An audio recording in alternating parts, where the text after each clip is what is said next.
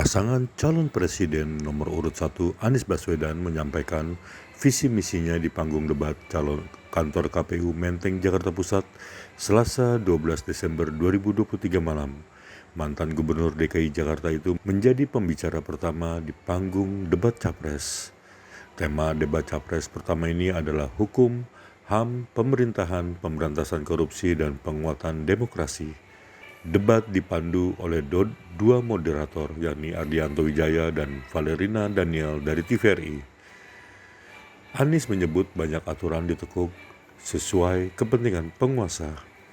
Menurutnya, negara hukum menempatkan hukum untuk memastikan keadilan dan kebermanfaatan bagi semuanya. Dan kita akan langsung mulai dengan calon presiden nomor urut 1. Kami persilakan kepada Bapak Anies Baswedan untuk maju ke atas panggung dan menyampaikan visi misinya. Kami persilakan Pak Anies untuk segera menuju ke panggung utama. Pak Anies, waktu Bapak adalah 4 menit dimulai dari sekarang. Assalamualaikum warahmatullahi wabarakatuh. Selamat malam dan salam sejahtera untuk semuanya. Bismillahirrahmanirrahim. Negara hukum menempatkan hukum sebagai rujukan utama untuk memastikan hadir rasa keadilan, memberikan kebermanfaatan, dan memberikan kepastian kepada semua. Ini harus dipegang teguh oleh pemegang kekuasaan, baik yang di puncak dan seluruh jajaran. Tapi apa yang terjadi? Banyak aturan ditekuk sesuai dengan kepentingan yang sedang memegang kekuasaan. Apakah ini akan diteruskan? Tidak. Ini harus diubah. Ini harus dikembalikan.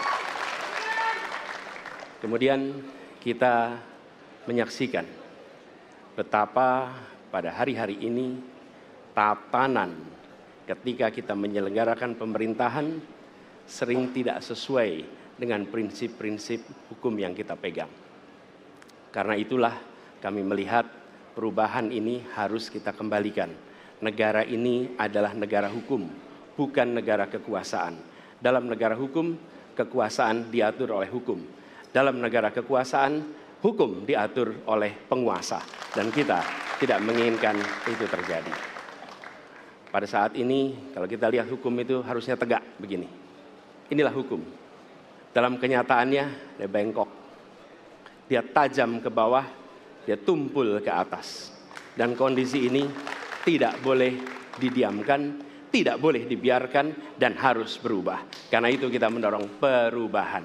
Mengembalikan hukum menjadi tegak kepada semuanya. Dan bila kita saksikan hari ini, ada satu orang milenial bisa menjadi calon wakil presiden.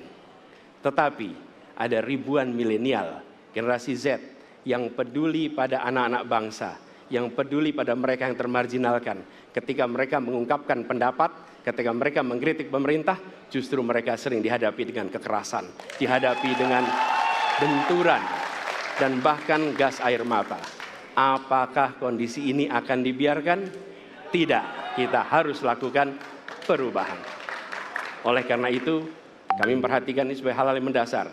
Yang tak kalah penting, ini kedua nih, yang tak kalah penting. Kita menyaksikan pada saat ini, ada peristiwa seperti peristiwa Ibu Mega. Ibu Mega Suryani Dewi, seorang ibu rumah tangga yang mengalami kekerasan rumah tangga, lapor pada negara, tidak diperhatikan, dan dia meninggal korban kekerasan. Apakah akan dibiarkan? Tidak, ini harus diubah.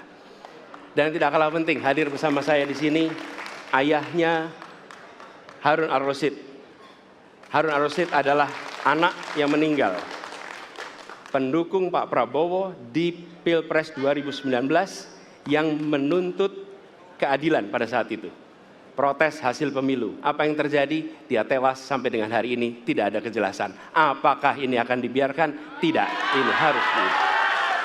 Karena itu, kami mendedikasikan diri, hadir untuk memberikan komitmen bahwa dari puncak sampai ke bawah, kami akan tegakkan hukum pada siapa saja. Kami kembalikan marwah kehidupan bernegara yang menempatkan hukum sebagai tempat yang paling tinggi. Dan ketentuan itu berlaku kepada semua, termasuk ketika menyangkut urusan ASN, menyangkut urusan TNI dan Polri. Terima kasih. Assalamualaikum warahmatullahi wabarakatuh.